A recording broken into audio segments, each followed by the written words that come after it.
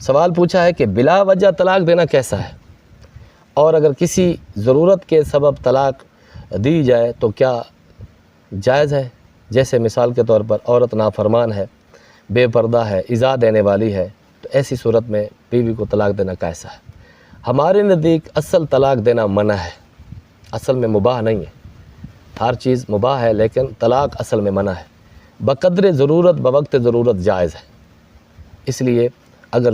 حدود اللہ کو قائم رکھنا ممکن نہ رہے، میاں اور بیوی آپس میں ایک دوسرے کے ساتھ ہم آہنگ نہ ہوں اور ان کی ایک دوسرے کی جو حقوق ہیں وہ پورے کرنے پر وہ آمادہ نہ ہوں، پورے نہ کر سکتے ہوں، قاصر ہوں، تو ایسی صورت میں اگر شوہر، بیوی بھی چاہتی ہے کہ مجھے طلاق دے دی جائے، شوہر بھی چاہتا ہے کہ میں اس کو فارغ کر دوں، تو ایسی صورت میں طلاق دینا جائز ہے، طلاق دی جا سکتی، کوئی گناہ نہیں ہے، کیونکہ اللہ رب العزت نے جو قرآن کریم میں ارشاد فرمایا کہ جب حدود اللہ کو قائم رکھنا ممکن نہ ہو تو ان پر کوئی گناہ نہیں ہے کہ وہ ایک دوسرے سے الگ ہو جائیں، یعنی طلاق، شوہر اس کو طلاق دے دے۔ اور باقی اگر بیوی نافرمان ہے، شوہر کی مانتی نہیں ہے، یا ایذا دینے والی ہے،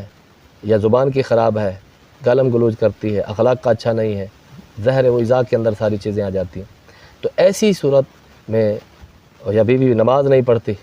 شوہر اس کو بولتا ہے نماز پڑھو، لیکن اس کے باوجود بھی نہیں پڑھتی، نماز نہیں پڑھتی، ایذا دیتی ہے، نافرمان ہے، ناشزہ ہے، ایسی صورت میں بیوی کو طلاق دینا مستحب ہے۔ اگر کوئی دے گا تو اس کے لیے کوئی گناہ نہیں ہوگا بلکہ مستحسن اور مستحب ہے۔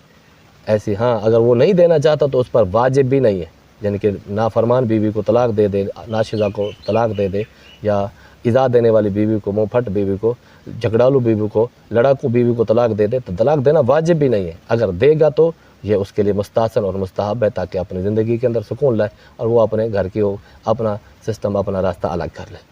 کیونکہ اللہ رب العزت نے جو قرآن کریم میں ارشاد فرمایا کہ جب حدود اللہ کو قائم رکھنا ممکن نہ ہو تو ان پر کوئی گناہ نہیں ہے کہ وہ ایک دوسرے سے الگ ہو جائیں، یعنی طلاق، شوہر اس کو طلاق دے دے۔ اور باقی اگر بیوی نافرمان ہے، شوہر کی مانتی نہیں ہے، یا ایذا دینے والی ہے،